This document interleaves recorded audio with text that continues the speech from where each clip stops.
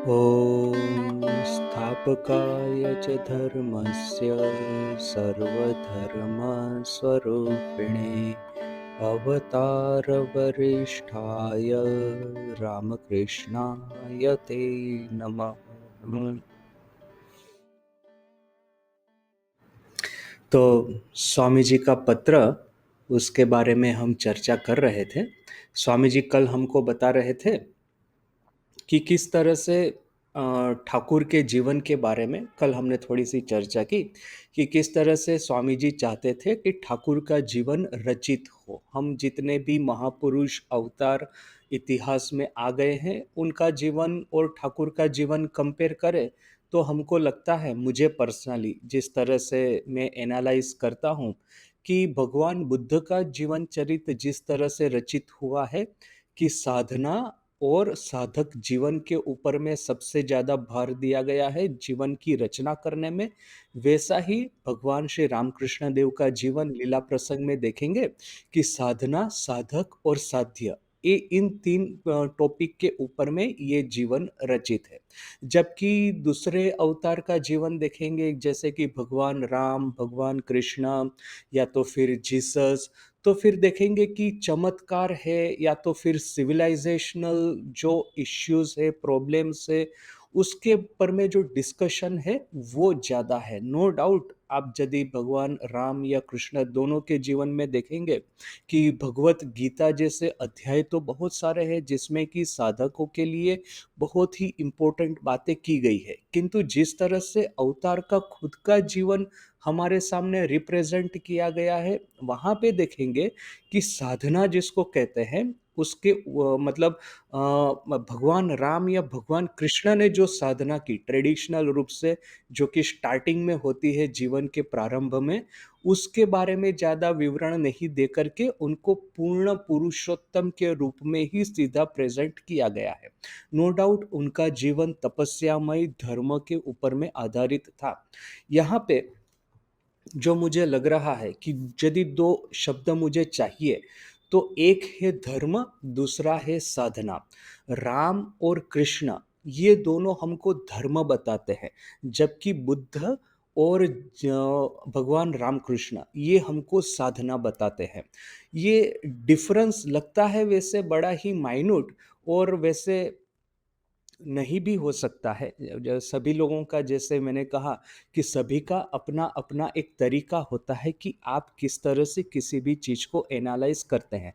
तो मुझे जो एनालिसिस करके लगता है कि धर्म अर्थात कि आपके जीवन को एक आदर्श जीवन किस तरह से परिणत करें, अर्थात कि इस जगत में जितनी भी आपकी ड्यूटीज़ है, जितनी भी सिचुएशंस है, जितने भी आपके सामने एक ये खड़ा होता है, प्रॉब्लम्स खड़े होते हैं, उसका क्या सॉल्यूशन होना चाहिए, ये हमको धर्म बताता है। जैसे कि एक राज धर्म है, राजा को किस तरह से राज्य करना चाहिए।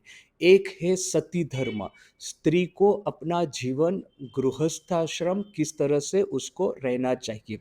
एक है विद्यार्थी धर्म, एक है पति धर्म, अने जितने भी क्षत्रिय धर्म है, वैश्य धर्म है, ये ब्राह्मण धर्म है, सभी जो लोग जहाँ पे है उनको जिस तरह से ड्यूटीज, जिस तरह से लाइफ लीड करना है, वो है धर्म। किंतु साधना क्या है? साधना है कि ईश्वर प्राप्ति के लिए पार्टिकुलरली हमको क्या करना है, वो हो गई साधना। अभी आप कहेंगे कि साधना और धर्म में फर्क क्या है? अल्टीमेटली धर्म तो वही है जो कि साधना हमको, अर्थात धर्म तो हमको ईश्वर की ओर ही ले जाता है। जिस तरह से साधना हमको ईश्वर की ओर ले जाती है, वैसे ही तो धर्म भी ईश्वर की ओर ले जाता है। शब्दों का ही तो फर्क है, शब्दों के फर्क के अलावा और क्या फर्क है? किंतु मुझे जो पर्सनली लगता है, अगेन ये मेरा खुद का जो एनालिसिस है, sadhana is a particular branch of dharma which directly leads you to ishwar prapti. अर्थात कि मान लीजिए कि इवन कर्मयोग है, कर्मयोग और धर्म, ये दोनों में मुझे जो डिफरेंस लग रहा है, जैसे राजा है वो जिस तरह से राज्य धर्म निभाता है, उसका ऑब्जेक्टिव क्या है? राज्य धर्म का ऑब्जेक्टिव है प्रजा को सुशासन देना। एक विद्यार्थी धर्म है, या तो फिर ब्रह्मचारी धर्म है, वो धर्म क्या है कि विद्या, उसका ऑब्जेक्टिव क्या है? ऑब्जेक्टिव है कि विद्याभ्यास करना, विद्या अर्जन करना। एक गुरु का जो धर्म होता है वो क्या होता है? उसका ऑब्जेक्टिव क्या होता है कि अपने शिष्य को जितना अच्छे से वो सिखा पाए, उसने जीवन भर परिश्रम करके जो ज्ञान अर्जन किया है वो अपने शिष्य को दे पाए, वो एक गुरु का धर्म है। एक सैनिक का धर्म क्या है? देश की सीमाओं की रक्षा करना। उसका ऑब्जेक्टिव वही है कि दुश्मन अपने देश के भीतर में चले न आए। तो वो जो धर्म होता है उसका एक एक ऑब्जेक्टिव होता है। साधना का डायरेक्ट ऑब्जेक्टिव है ईश्वर प्राप्ति। अब आप कह सकेंगे कि राजा यदि अपनी प्रजा का अच्छे से पालन करता है तो वो अच्छे से लालन पालन करके भी तो वो ईश्वर को प्राप्त होगा। होगा, ऐसा नहीं है कि नहीं होगा, हो सकता है, किंतु ये एक इनडायरेक्ट वे हो गया देखने का। जबकि साधना में एम एंड ऑब्जेक्टिव बड़ा ही क्लियर है, बड़ा ही प्रेजेंट एंड बड़ा ही स्पष्ट है कि ईश्वर प्राप्ति के लिए मुझे जो कुछ भी है वो सब कुछ करना है। यदि मैं राजा हूँ और मैं कर्मयोग कर रहा हूँ तो मैं अपनी प्रजा के भीतर में ईश्वर को देखूंगा और उनकी सेवा करूंगा।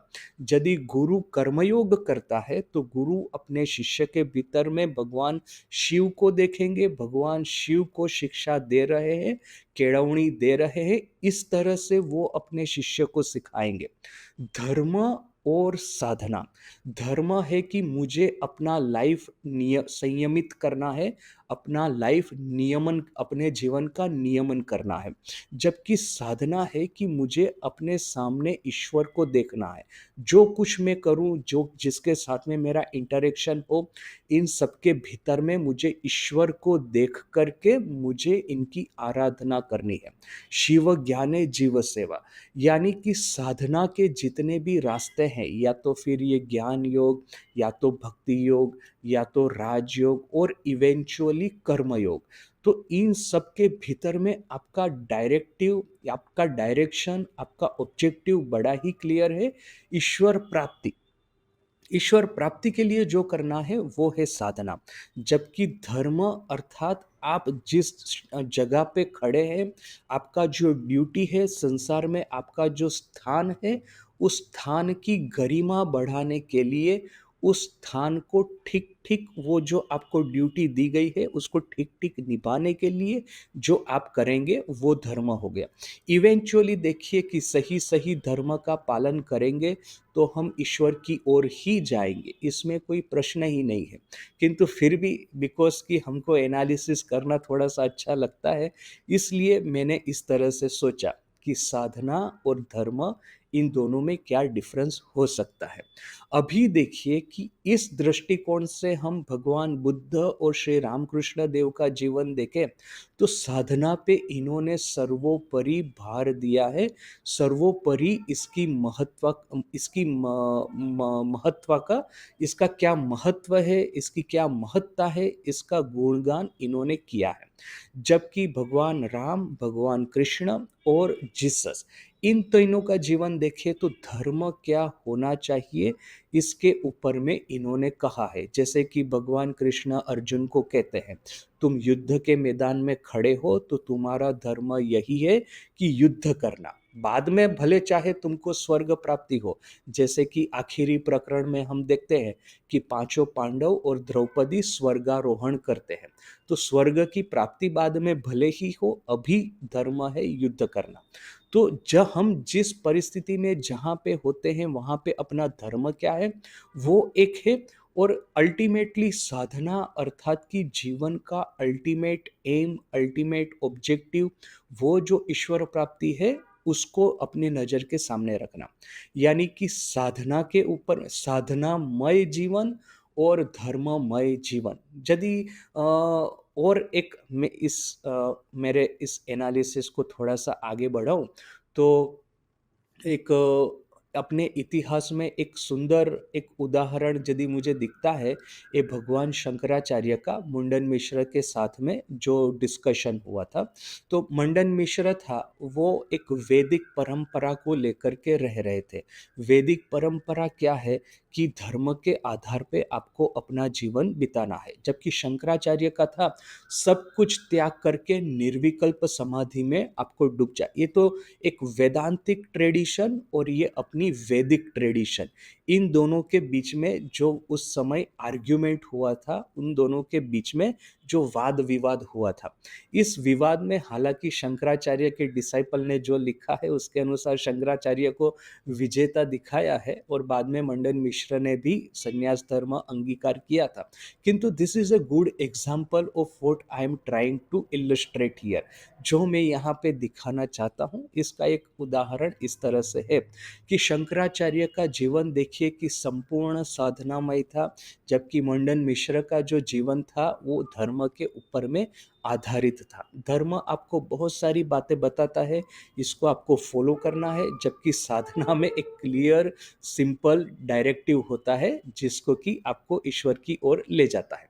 अभी हमको प्रश्न होगा कि यदि ये मंडन मिश्र और शंकराचार्य के एग्जाम्पल को नज़र के सामने रखे और साथ में ही भगवान बुद्ध और भगवान रामकृष्ण जीवन को भी रखे, तो हमको तो ऐसा लगता है कि ये तीनों तो सन्यासी थे। भगवान रामकृष्ण वैसे उन्होंने सन्यास ग्रहण किया था, किंतु फिर बाद में तो सन्यास के भी वो परमहंस हो गए थे, तो उस सिस्टम के भी तो वो परे चले गए थे।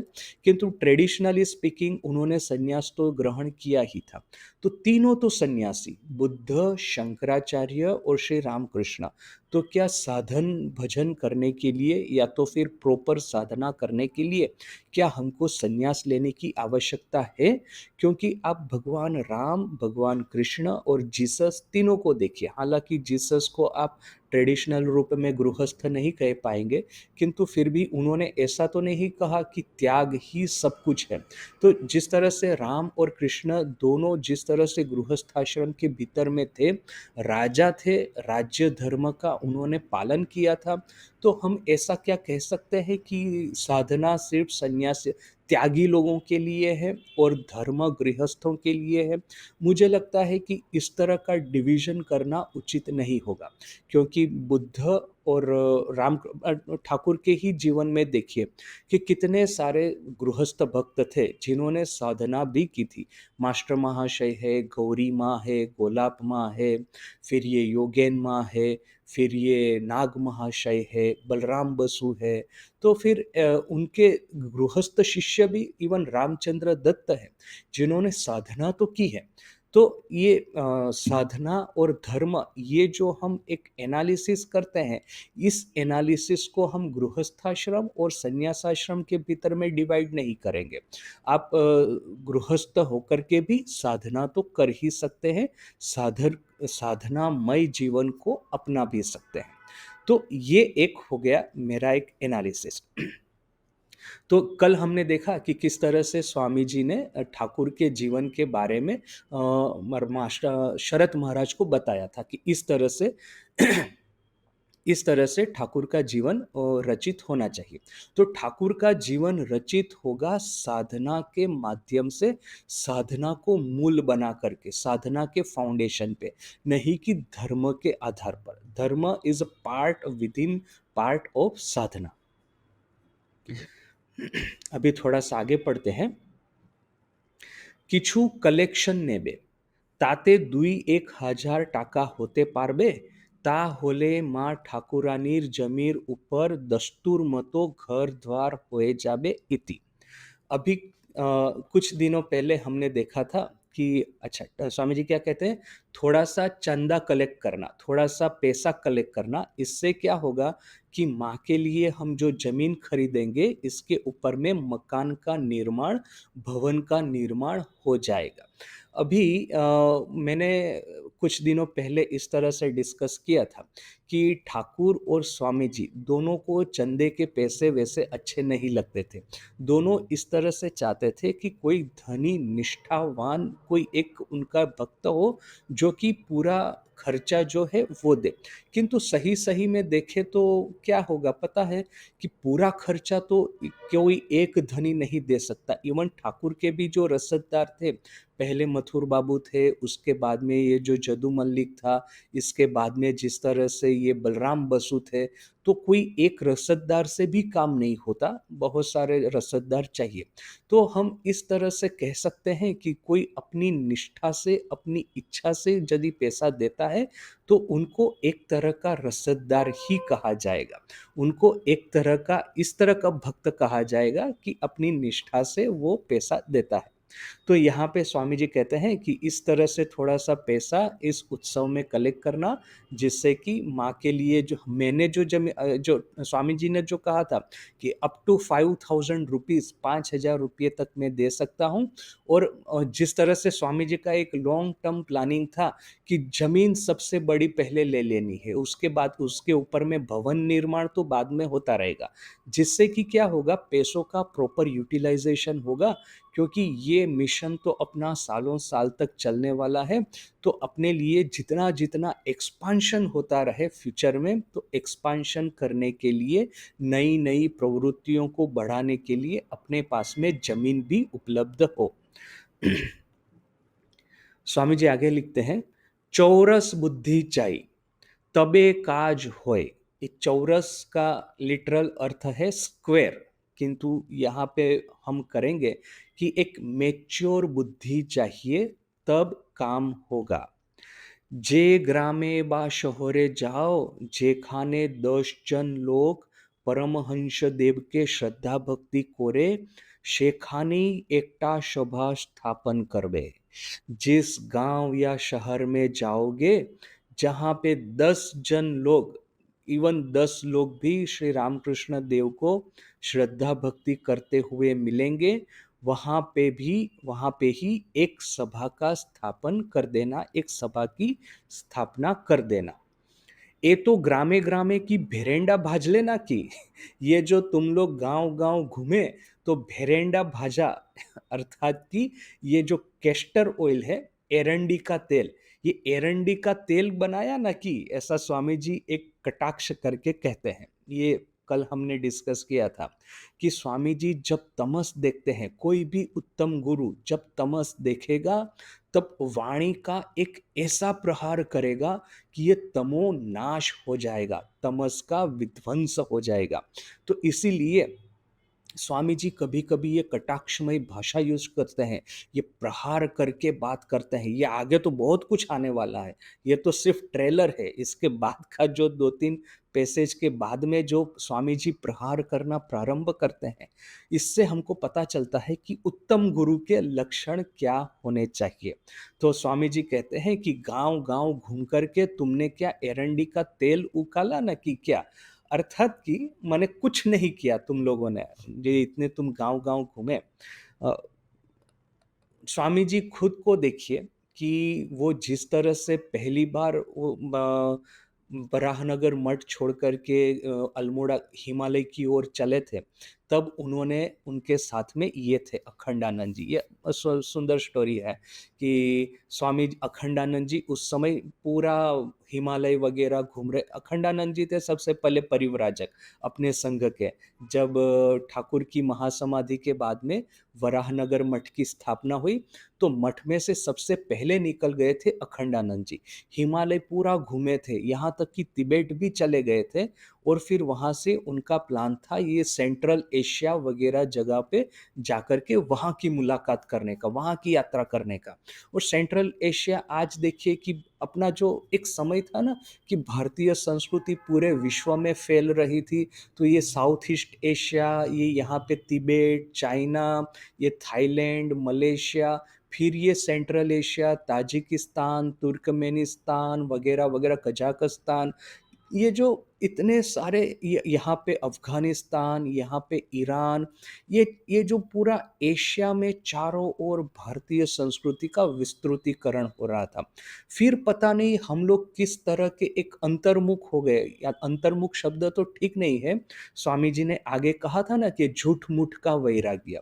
कुछ भी काम करना है तो एक तमस को हम वैराग्य का मुखौटा पहना करके दिखा देंगे। तो ये तमस हमारे भीतर में एक ऐसा प्रवेश हो गया कि हमारी ये सांस्कृतिक आदान-प्रदान का पूरा रास्ता ही बंद हो गया।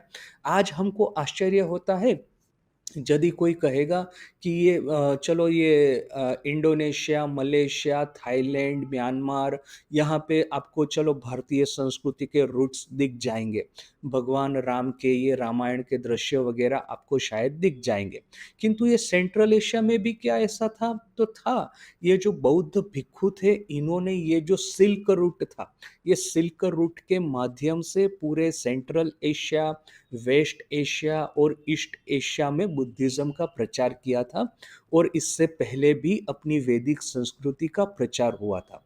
बाद-बाद में जब ये इस्लाम का आक्रमण हुआ, इसकी वजह से ये अपनी भारतीय संस्कृति और ये बौद्धिक संस्कृति, ये दोनों धीरे-धीरे होकर के लुप्त होने लगी। एक्चुअली ये अपना टारगेट होना चाहिए, ये अपना मिशन होना चाहिए कि जहाँ-जहाँ पे भी ये प्राचीन भारतीय, हिंदू और बौद्ध संस्कृतियाँ थी, वहाँ पे जाकर के वहाँ पे फिर से उनको पुनः जागृत करने का प्रयास करें। तो ख़ैर अभी वो तो जो करेगा सो करेगा।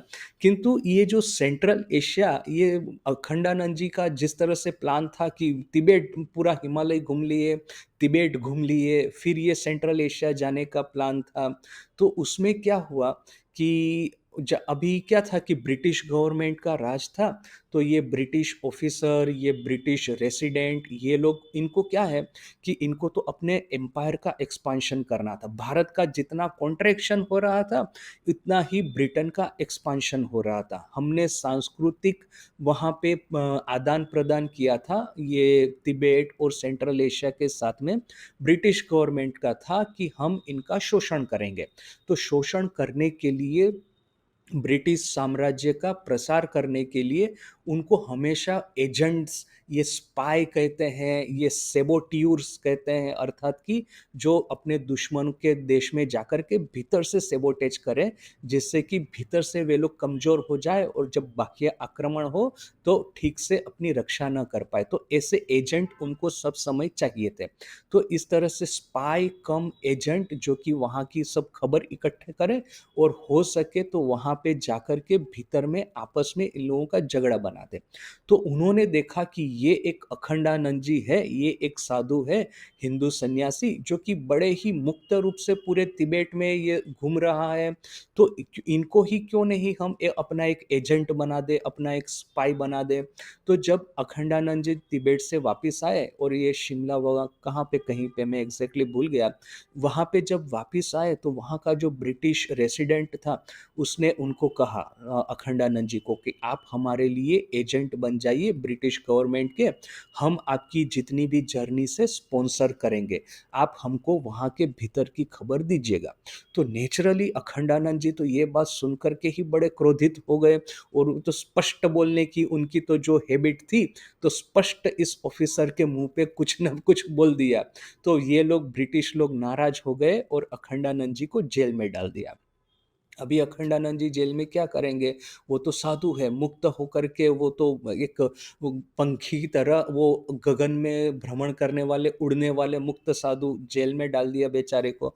तो उन्होंने क्या किया कि उपवास चालू कर दिया ब्रिटिश गवर्नमेंट के सामने प्रोटेस्ट करने के लिए, और उन्होंने कहा कि मैं वराहनगर में, कलकत्ता में हमारा मठ है, वहाँ पे मेरे गुरु भाई हैं, उनको आप खबर दीजिए, वो मुझे मदद करेंगे, वकील की, लॉयर की कोई भी व्यवस्था करेंगे, तो मुझे लेटर लिखने के लिए आप मुझे कागज़ और कलम दीजिए। तो ये लोग बोलेंगे कागज़ और कलम नहीं देंगे, हम आपको क्यों लेटर लिखने देंगे? ये वो ब्रिटिश लोग बोल रहे हैं। तो अखंडानंद जी ने फिर उपवास आरंभ कर दिया। तो उपवास करते-करते देखिए कि वहाँ पे वो जो पुलिस वाले थे, वो जेलर था, माने मेन जेलर के बाद में जो होता है, उसकी जो बीवी थी, वो उसने देखा कि अरे! ये तो एक युवा सन्यासी है, चेहरे से ही तो दिखता है कि इतने तपस्वी, ओजस और तपस्या दिखाई देती है। तो उनको बड़ी दया आ गई और उन्होंने कहा कि बाबा तुम इतना उपवास करोगे, कष्ट करोगे, स्वास्थ्य भंग हो जाएगा, मैं तुम्हारे लिए खाना लाती हूँ। तो ऐसा वो इस तरह से अखंडानंद जी का स्ट्रगल चल रहा था। मीनवाइल आखिर में उनको परमिशन मिली कि कलकत्ता लेटर लिखे, वराहनगर मठ में लेटर लिखा गया, फिर वहाँ से कॉरेस्पॉन्डेंस हुआ, फिर आखिर में इनको छोड़ दिया गया और फिर जब वो वराहनगर मठ आए थे, तब यहाँ पे वराहनगर में एक पुलिस ऑफिसर गया, ये जो सीआईडी ब्रांच वगैरह है ना, स्वामी जी वगैरह वहाँ पे थे। तो वहाँ पे जाकर के उन्होंने कहा स्वामी जी को कि हम अखंडानंद जी को, आपके गुरु भाई को छोड़ देने को तो तैयार है, किंतु आपको एक परिचय पत्र देना होगा, उनका कैरेक्टर सर्टिफिकेट देना होगा। तो कैरेक्टर सर्टिफिकेट देंगे तो हम उनको छोड़ देंगे, ऐसा कुछ उन्होंने कहा। तो अभी क्या है कि पता है ना, ये गुलाम देश, एक गुलाम की तरह हमको रखा है। जो एक मालिक होते हैं वो आपके गुलामों से चरित्र का सर्टिफिकेट मांगेंगे। जो स्वाधीन प्रजा है वो क्यों अपने चरित्र का सर्टिफिकेट देंगे? भाई मैं, तुम होते कौन हो कि मैं तुमको लिख करके बताऊं कि हाँ भाई मेरा जो गुरु भाई है वो अच्छा आदमी है, वो बुरा नहीं है, वो डाकू गुंडा चोर बदमाश नहीं है। माने ये तो अपना अधःपतन हो गया ना, मानसिक इस तरह से हमको ये एक इंफीरियरिटी कॉम्प्लेक्स में डाल के रखा था कि जब तक इसके पास में चरित्र सर्टिफिकेट नहीं है, जब तक इसके पास में रिकमेंडेशन नहीं है, जब तक इसके पास में इंट्रोडक्शन लेटर नहीं है, तब तक इस आदमी का क्या है हमको कुछ पता नहीं। गुंडा भी हो सकता है, बदमाश भी हो सकता है। माने ये एक मालिक और गुलाम की ये एक रिलेशनशिप। तो स्वामी जी को तो पता है, बहुत सारे लोगों ने एक्सेप्ट कर लिया था कि चलो इस तरह से रिकमेंडेशन लेटर तो चाहिए हमको, इस तरह से चरित्र सर्टिफिकेट तो चाहिए हमको, अदरवाइज कैसे काम होगा। किंतु ये सब तो एक गुलाम के सर के भीतर में ये सब गलत गलत चीजें डाल देने जैसा हुआ।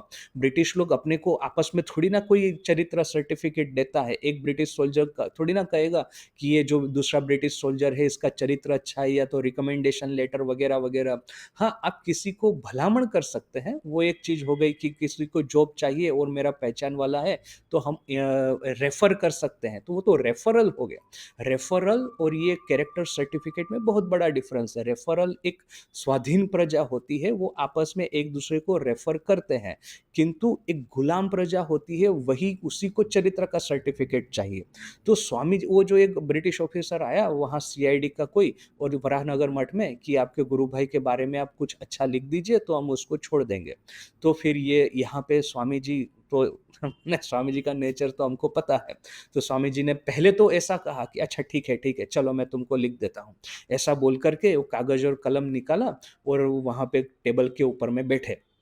अभी वो ब्रिटिश ऑफिसर खड़ा है वहाँ पे, गुरु भाई भी सोच रहे हैं कि नरेन क्या लिखेगा।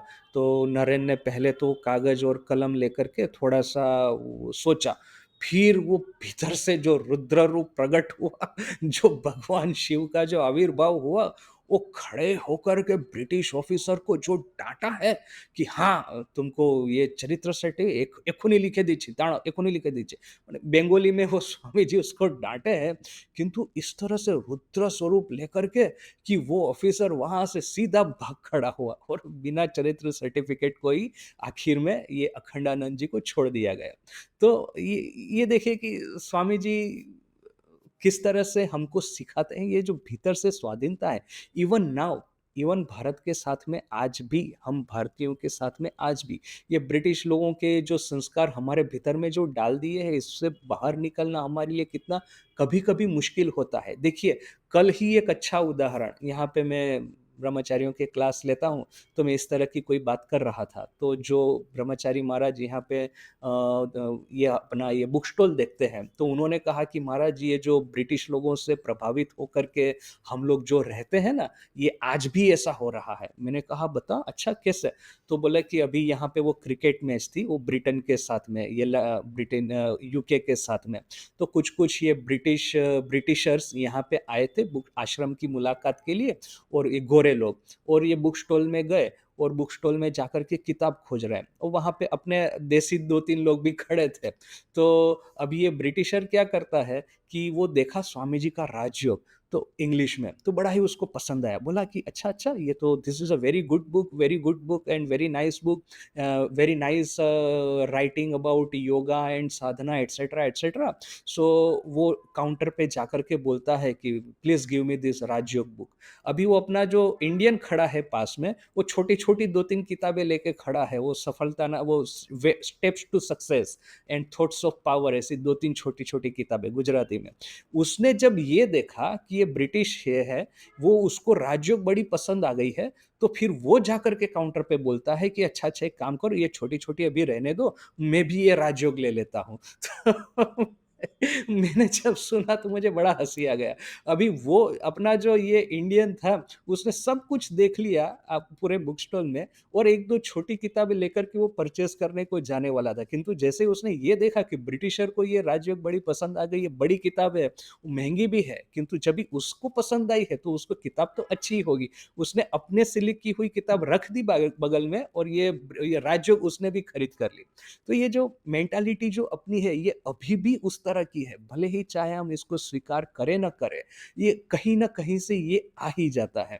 तो जो भी है, ये स्वामी जी ने इस तरह से अखंडानंद जी को छुड़ाया। अभी ऐसा था कि पहले-पहले स्वामी जी अखंडानंद जी पे थोड़े-से नाराज़ रहा करते थे कि अरे ये तुम चारों ओर जो घूम रहे हो, ये तुम हिमालय वगैरह, तुम मठ में आ जाओ, तपस्या करो। किंतु बाद में स्वामी जी को भी ऐसा मन में हुआ कि नहीं, अभी ये जो इटर्नल कॉल ऑफ इटर्नल जो है, अंतरात्मा की आह्वान, परमेश्वर की आह्वान, कि खुले जंगल में, नदी के किनारे, समुंदर के किनारे निकल पड़ो, ऐसा निःसंग विचरण करेंगे, भ्रमण करेंगे, ईश्वर का स्मरण मनन निधिध्यासन करेंगे। तो ये जो सन्यासी के भीतर में ये आह्वान तो हमेशा गूंजता ही रहता है। जब उसको वो स्वीकार कर लेगा, तब वो सब बंधन से मुक्त होकर के इसे भ्रमण करना शुरू कर देगा। तो स्वामी जी ने फिर आखिर में अखंडानंद जी को कहा कि चलो, मैं भी अभी हिमालय जाना चाहता हूँ, तो तुम तो हिमालय वगैरह बहुत घूमे हो, तो तुम चलो, मुझे ले चलो तुम्हारे साथ में, क्योंकि तुम में you will be the best guide, मुझे सबसे अच्छा गाइड तुम्हारे अलावा और कोई नहीं मिलेगा। तो अखंडानंद जी और स्वामी जी ने इस तरह से ठीक किया कि हिमालय की यात्रा करेंगे। तो अभी माँ वहाँ पे उस समय कलकत्ता में थी, घुसुड़ी बोल कर के एक जगह है, वहाँ पे वो भाड़े के मकान में रह रही थी। तो ये अखंडानंद जी और स्वामी जी, स्वामी विवेकानंद, दोनों माँ को प्रणाम करने के लिए गए और आशीर्वाद लेने के लिए। स्वामी जी ने माँ को निवेदन किया कि माँ, अभी मैं इस तरह से परिव्राजक होकर के पूरे भारत में भ्रमण करूँगा, आप आशीर्वाद दीजिए, ईश्वर की प्राप्ति हो, ठाकुर का आशीर्वाद मिले। अभी देखिए कि स्वामी जी को तो ऑलरेडी निर्विकल्प समाधि वगैरह मिल चुका है, किंतु फिर ऐसा तो नहीं है ना, ठाकुर ने कहा कि ये केरानी यदि ईश्वर प्राप्ति, केरानी अर्थात कि दुकान वाले को यदि ईश्वर प्राप्ति होगी, तो फिर ईश्वर प्राप्ति होने के बाद में वो क्या धई धई करे नाचवे ना, कि आबार से केरानीगिरी करबे, अर्थात कि वो पूरे दिन भर नाचता घूमेगा ना, कि फिर आखिर में फिर से उस दुकान पे जाके बैठ जाएगा। उसको कुछ तो करना है।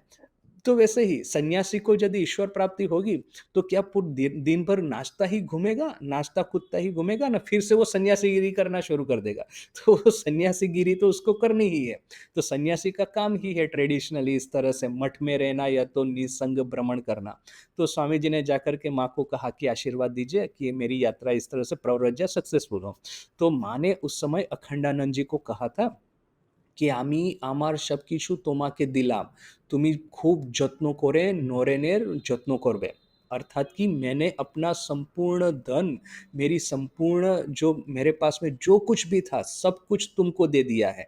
माँ अखंडानंद जी को ऐसा कहती है, मैंने अपना सब कुछ तुमको दे दिया है, तुम्हारे हाथ में, तुम नरेन का बड़े ही प्रेम से जतन करना। अर्थात कि नरेन, माँ और नरेन, ये दोनों का जो रिलेशन था, माँ अपने मुंह से कहती है कि मेरा सब कुछ, मेरा समग्र धन, धन सर्वस्व ये नरेन है। तो इस तरह से माँ कहती है। तो अखंडानंद जी ने भी कहा कि हाँ माँ, मैं नरेन की ठीक ठीक उसको केयर करूँगा। और क्योंकि अखंडानंद जी को सब कुछ पता है, कहाँ पे भिक्षा मिलती है, कहाँ पे रात को रहना चाहिए, कहाँ किस तरह की क्लाइमेट में किस तरह से अपने को बचाना चाहिए, वगैरह वगैरह सब पता है। तो अखंडानंद जी ने भार लिया कि स्वामी जी को ठीक ठीक से हिमालय यात्रा करवाएंगे, जिससे कि उनको बहुत ज़्यादा कष्ट न हो। सन्यासी को तो कष्ट होने ही वाला है, किंतु अननेसेसरी अनाचारी कष्ट न हो, अज्ञान वशतः कष्ट न हो, ये अखंडानंद जी देखेंगे। तो ये दोनों निकले बाहर भ्रमण का भी प्रव्रज्या के लिए। तो स्वामी जी ने अखंडानंद जी को एकदम स्ट्रिक्ट वार्निंग दिया। पहली, स्वामी जी एक्चुअली 2 बार वराहनगर मठ से निकल चुके थे। पहली बार जो काशी यात्रा की थी तो प्रमदादास मित्र को मिले थे, और दूसरी बार जब निकले थे तो ये पौहारी बाबा को मिले थे। तो क्या है कि ये पौहारी बाबा, प्रमदादास मित्र, देवघर, ये सब जगह पे तो भागलपुर वगैरह तो वो भ्रमण कर ही चुके थे। किंतु अभी उनके मन में था कि अभी नॉर्थ इंडिया के, उत्तर भारत के जितने भी ये धार्मिक स्थान है वो सबको छोड़ करके सीधा हिमालय जाना है, क्योंकि ये सब जगह पे जाकर के हम इतने इंटरेस्टिंग लोगों को मिलते हैं। तो मिलकर के क्या है कि उनके साथ में ये सब आध्यात्मिक धार्मिक वार्तालाप में ही हमारा फिर पूरा दिन व्यतीत हो जाता है। इसके बाद में फिर ये हिमालय जाकर के साधना करने का उसका समय नहीं मिलता। तो स्वामी जी ने अखंडानंद जी को स्ट्रिक्ट वार्निंग दिया कि हम सीधा हिमालय जाएंगे, रास्ते में और कहीं नहीं रुकना। तो अखंडानंद जी का किंतु एक दूसरा प्लान था। अखंडानंद जी का सोचना था कि एक महंत है, अभी कहाँ पे, मथुरा में शायद, मैं एग्जैक्टली भूल गया, थोड़ा सा चेक करना पड़ेगा। जानकी बल शरण, वो वहाँ का एक अखाड़ा है ट्रेडिशनल, उसके वो महंत है। और इनका चरित्र, इनकी साधना, इनका व्यक्तित्व इतना प्रभावशाली है, ईश्वर के प्रति इनकी भक्ति, निष्ठा, प्रेम इतना गहन है कि स्वामी जी यदि इस जानकी बल शरण के साथ में मुलाकात करेंगे, उनके साथ वार्तालाप करेंगे तो इनको बड़ा ही अच्छा लगेगा। बोल करके अखंडानंद जी ने स्वामी जी को कहा कि हाँ, हम हिमालय जाएंगे, किंतु वाया जानकी बल शरण महंत है, उनका दर्शन करके वार्तालाप करके जाएंगे। तो अभी स्वामी जी ये बात सुनकर के बड़े ही नाराज हो गए। उन्होंने कहा कि देखो, पिछली बार भी इस तरह से मैं ये काशी, ये देवघर, ये भागलपुर वगैरह गया था, तो वहाँ पे इस तरह से महात्मा को मिलकर के फिर इस तरह से मन में होता है कि धार्मिक बातें, आध्यात्मिक बातें, साधना की बातें करते ही रहे। तो मेरा जो मुख्य हेतु है तीसरी बार निकलने का वराहनगर मठ से, वो है कि हिमालय में जाकर के साधना समुद्र में डुबकी लगाना और फिर उसमें से बाहर न आना। और तुम मुझे कहाँ ये सब एक दूसरे महात्मा के दर्शन के लिए ले जा रहे हो। किंतु अखंडानंद जी ने स्वामी जी की बात नहीं सुनी। यहाँ तक कि जब यात्रा कर रहे थे, स्वामी जी ने अखंडानंद जी के साथ में बात करना बंद कर दिया, मौन व्रत धारण कर लिया, नाराज होकर के उनके सामने देख रहे हैं। तो इतना, किंतु स्वामी जी का क्रोध, इसको तो सहन करना कितना मुश्किल है पता है। किंतु अखंडानंद जी भी तो भीतर से वो शिव स्वरूप ही थे। तो अखंडानंद जी आखिर में जानकी बल शरण महंत के पास में स्वामी जी को ले आए, और इन दोनों का जब वार्तालाप हुआ तो स्वामी जी इतने प्रभावित हो गए कि स्वामी जी ने कहा कि अच्छा गंजेश, वो उनका नाम था, अखंडानंद जी का नाम था गंगाधर, हम उनको गंगाधर महाराज कहते हैं। स्वामी जी, अभी गंगा शब्द इंग्लिश में गंजेस, इस तरह से उसका प्रोनाउंसिएशन होता है। तो स्वामी जी उनको इस तरह से एक स्नेह से गंजेश पुकारा करते थे, गंगाधर महाराज को, अखंडानंद जी को। तो स्वामी जी ने कहा कि गंजेश, तुम मुझे यहाँ पे ले आए, बहुत अच्छा हुआ, इनके साथ में बात करके मुझे सही में बहुत तृप्ति हुई, किंतु अभी चलो हिमालय, अभी और कहीं नहीं रुकना है। तो आखिर में फिर वहां से उन्होंने हिमालय की यात्रा की। तो यहाँ पे जब स्वामी जी ये कहते हैं कि तुम लोग गांव-गांव जो घूम रहे हो, तो गांव-गांव घूमते-घूमते तुम लोगों ने क्या ये एरंडे का तेल ही बनाया ना कि और कोई काम किया? तो स्वामी जी जब इनको ऐसी बात करते हैं, तो स्वामी जी को तो खुद के सामने भी तो एक बार देखना चाहिए था कि वो खुद एक बार इस तरह की मानसिक दशा में थे कि किसी का भी संग उनको अच्छा नहीं लगता था, चाहते थे कि किसी तीर्थ स्थान पे जाके साधन समुद्र में डुबकी लगा दे, साधना में मग्न हो जाए, और किसी चीज से और किसी व्यक्ति से और किसी झंझट में नहीं पड़ना है। और ये सभा बनाना, ये फिर वो सभा का फिर 10 लोगों के साथ में काम करना, सबका अपना बड़ा-बड़ा ईगो, एक आदमी कहेगा कि अरे आपने मुझे इसको सम्मान दिया, मुझे सम्मान नहीं दिया, ये सब झंझट में पड़ना एक साधक किस तरह से इसको सहन कर सकता है। किंतु स्वामी जी कहते हैं कि वो जो फ़ेज़ था अपने जीवन का, वो एक समय था कि हम लोग सब कुछ भूल कर के ईश्वरमय, ठाकुरमय हो गए थे। उस फ़ेज़ का, उस स्टेज का अभी समापन हुआ है।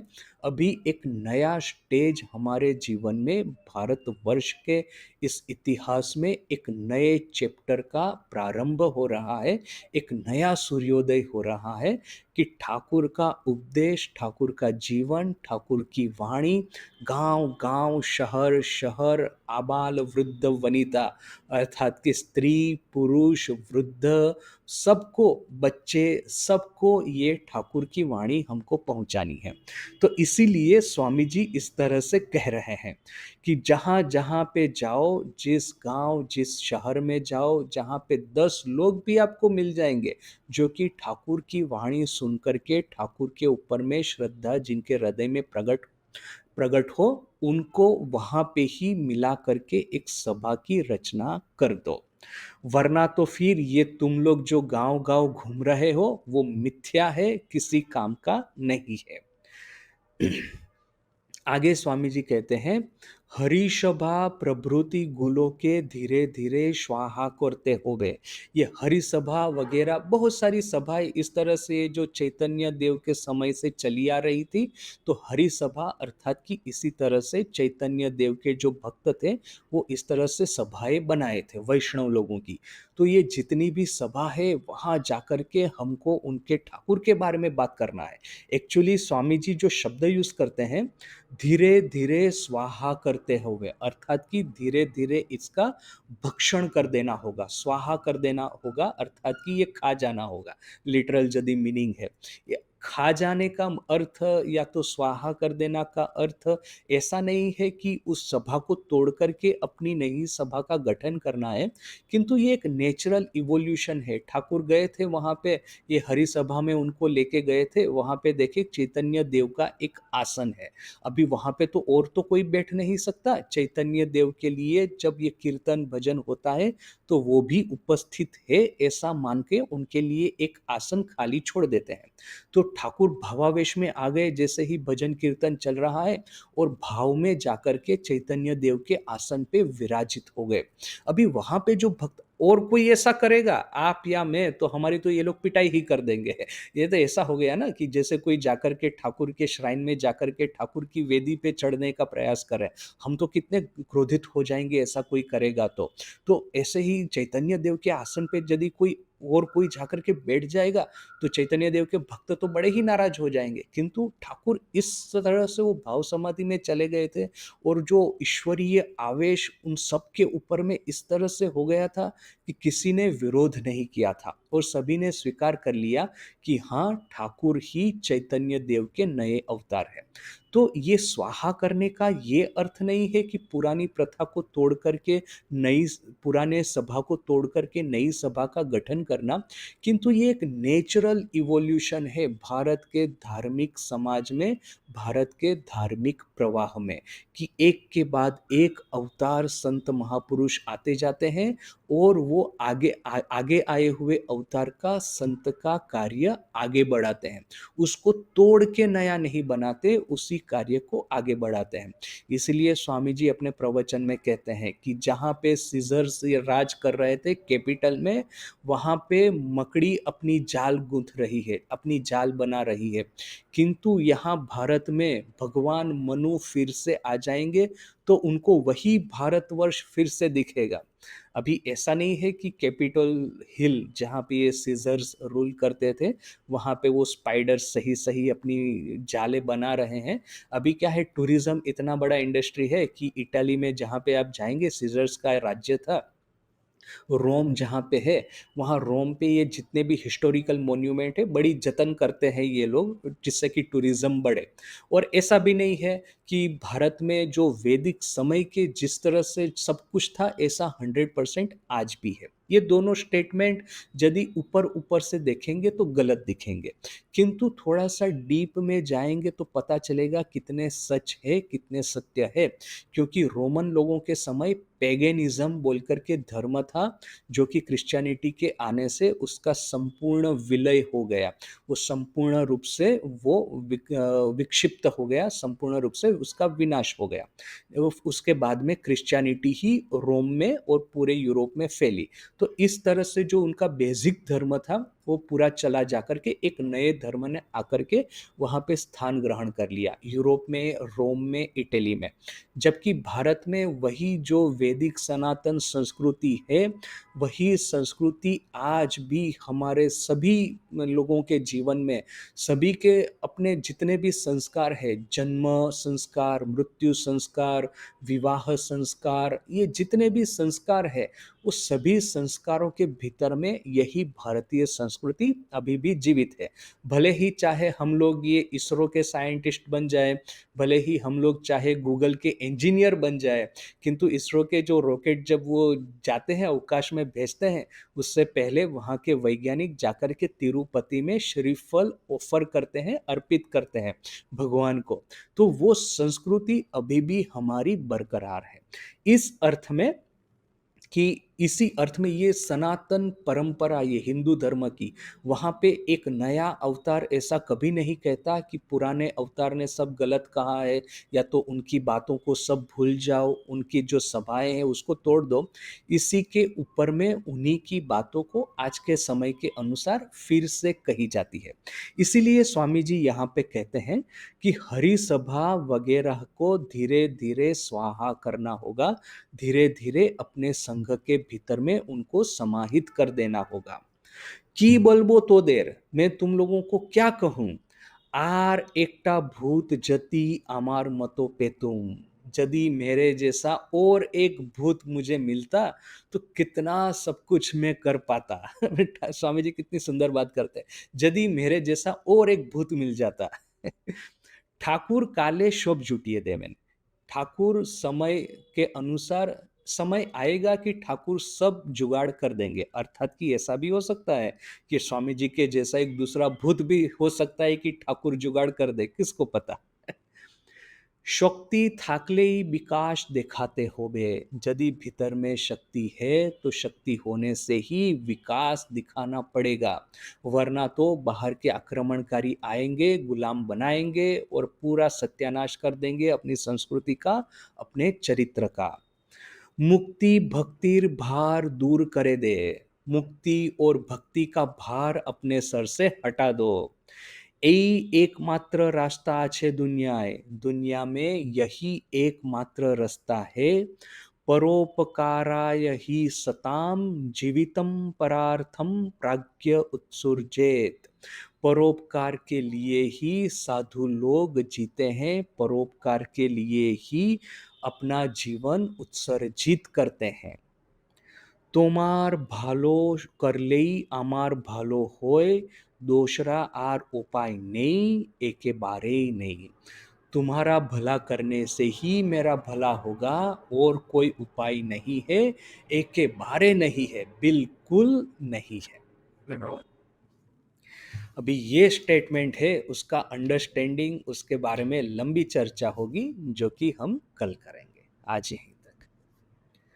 ओम शांति शांति शांति।